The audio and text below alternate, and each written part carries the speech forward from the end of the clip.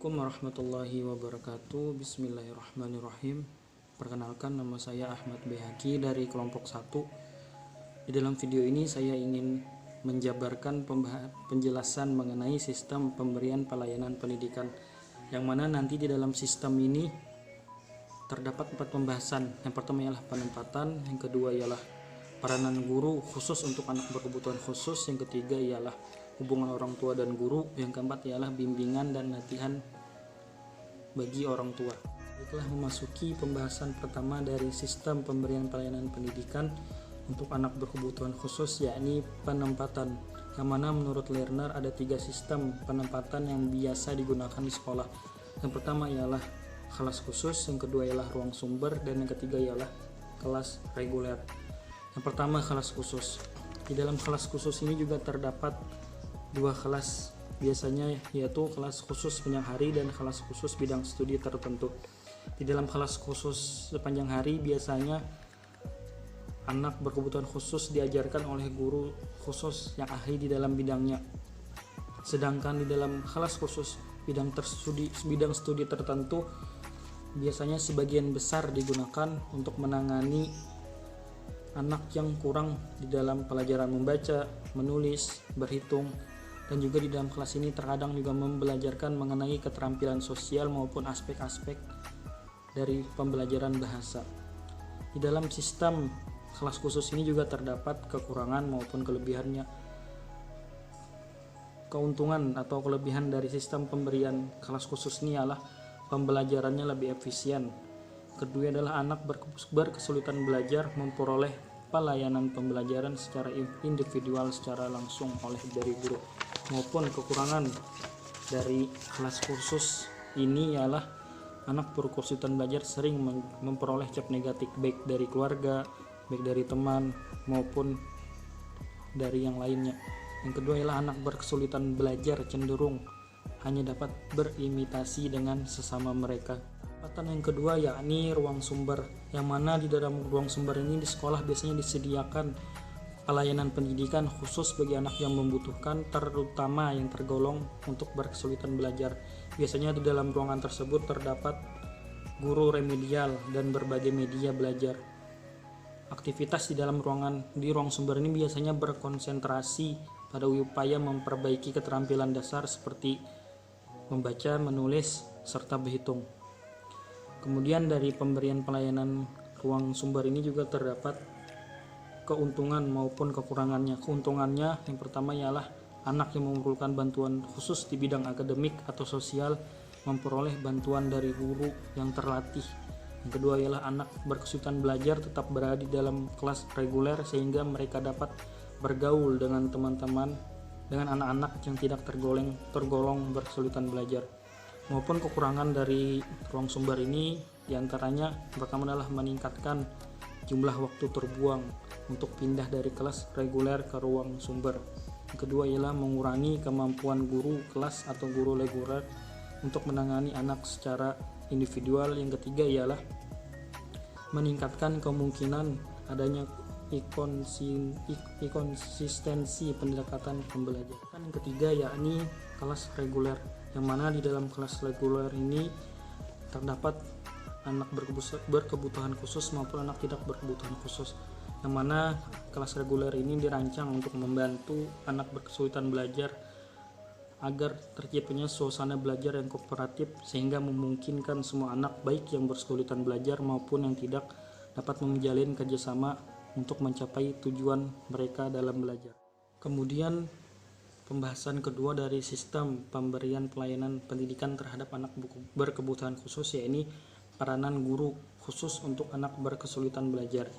Sebagaimana yang telah saya cantumkan di dalam mapping, ada 9 peranan guru khusus bagi anak berkesulitan belajar di sekolah menurut Lerner. 9 peranan tersebut diantaranya pertama, menyusun rancangan program identifikasi, asesmen, dan pembelajaran anak berkesulitan belajar. Yang kedua, berpartisipasi dalam penjaringan, asesmen, evaluasi anak berkesulitan belajar. Yang ketiga, berkonsultasi dengan para ahli yang terkait dan menginterpretasikan laporan mereka. Yang keempat adalah melaksanakan tes baik dengan tes formal maupun tes informal. Yang kelima ialah berpartisipasi dalam penyusunan program pendidikan yang diindividualkan, kemudian mengimplementasikan program pendidikan yang diindividualkan, kemudian menyelenggarakan pertemuan dan wawancara dengan orang tua, bekerjasama dengan guru reguler atau guru kelas untuk memahami anak dan menyediakan pembelajaran yang efektif, dan yang terakhir yaitu membantu anak dalam mengembangkan pemahaman diri dan memperoleh harapan untuk berhasil serta keyakinan kesanggupan mengatasi kesulitan belajar. Pembahasan ketiga dari sistem pemberian pelayanan pendidikan yakni hubungan orang tua dan guru. Menurut Lerner, ada 3 macam reaksi pada para orang tua terhadap anak mereka yang berkesulitan belajar. Yang pertama yakni menolak atau tidak dapat menerima kenyataan. Yang kedua ialah kompensasi yang berlebihan. Yang ketiga ialah menerima anak sebagaimana adanya. Biasanya yang terjadi terhadap menolak yaitu tidak ada rasa sayang terhadap anak, tidak ada hubungan saling benci.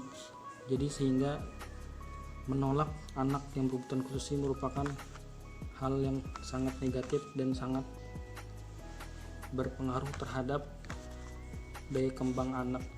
Yang kedua yakni mengenai yang dimaksud dengan menerima ialah menghargai apa yang dimiliki oleh anak, menyadari kekurangannya, dan aktif menjalin hubungan yang menyenangkan dengan anak. Menurut Wortis, seperti yang dikutip oleh Mercer, ada 2 indikator dari orang tua yang menerima anak apa adanya. Yang pertama ialah tahap melakukan aktivitas kehidupan yang normal. Yang kedua ialah berupaya mempertemukan anak dengan kebutuhannya. Biasanya anak berkesulitan belajar sering memperlihatkan banyak masalah perilaku. Di antaranya adalah seperti hiperaktivitas, kecanggungan, dan emosi yang labil. Ketiga dari sistem pemberian pelayanan pendidikan yakni hubungan orang tua dan guru. Menurut Lerner, ada 3 macam reaksi pada para orang tua terhadap anak mereka yang berkesulitan belajar.